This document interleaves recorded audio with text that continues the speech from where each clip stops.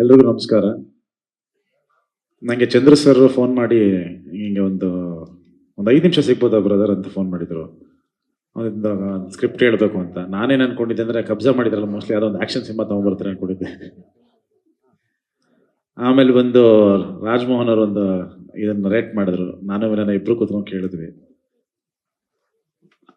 ಬಹಳ ಅಪರೂಪ ಆ ಥರದ ಒಂದು ಕತೆಗಳನ್ನ, ಅಂದ್ರೆ ಫಸ್ಟ್ ಟೈಮೇ ಕೇಳಿದ ತಕ್ಷಣ ಒಂದು ವಾವ್ ಅನ್ಸೋದು.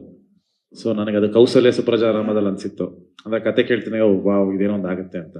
ಸೊ ಅದಾದ್ಮೇಲೆ ಕೇಳಿದ್ದು ಫಾದರ್.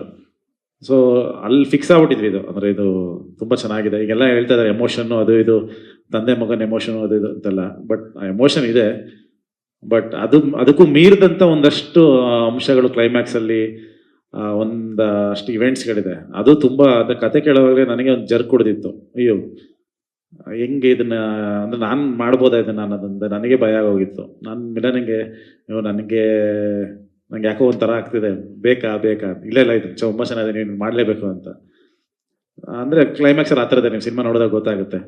ಸೊ ಒಂದು ವಿಭಿನ್ನವಾದ, ಅಂದ್ರೆ ಎಲ್ಲೂ ಈ ಥರದೊಂದು ಸಬ್ಜೆಕ್ಟ್, ಅಂದ್ರೆ ತಂದೆ ಮಗಂದು ಕತೆಗಳು ಬಂದಿದೆ, ಅಥವಾ ತನ್ನ ಮಗಂದು ತಾಯಿ ಮಗಂದು ಬಂದಿದೆ, ಈ ಥರದ್ದೆಲ್ಲ ಕತೆಗಳು ಬಂದಿದೆ.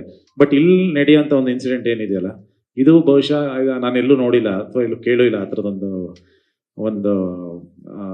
ಬೇಸಲ್ ಮಾಡಿರೋಂಥ ಒಂದು ಕತೆ. ರಾಜ್ಮೋಹನ್ ಅವರಿಗೆ ಥ್ಯಾಂಕ್ಸ್ ಹೇಳ್ತೀನಿ. ಇಂಥ ಒಂದು ಅದ್ಭುತವಾದ ಒಂದು ಕತೆನ ನಾನು ಬರೆದಿರೋದಕ್ಕೆ, ಪ್ಲಸ್ ಅದನ್ನು ನಮ್ಮ ಹತ್ರ ತಗೊಂಬಂದಿದ್ದಕ್ಕೆ thank you. And Chandra sir, thank you so much ಈ ಥರದೊಂದು ಒಳ್ಳೆ ಸಿನಿಮಾ ಕೊಟ್ಟಿರೋದಕ್ಕೆ. ಆ್ಯಂಡ್ ನನಗೆ ಎಸ್ಪೆಷಲಿ ಅಂದರೆ ಒಳ್ಳೊಳ್ಳೆ ಒಂದು ಫ್ಯಾಮಿಲಿ ಸಿನಿಮಾಗಳು ಮಾಡಬೇಕು, ಒಂದು ಸೆಲೆಬ್ರಿಟಿ ಸಿನಿಮಾಗಳು ಮಾಡಬೇಕು.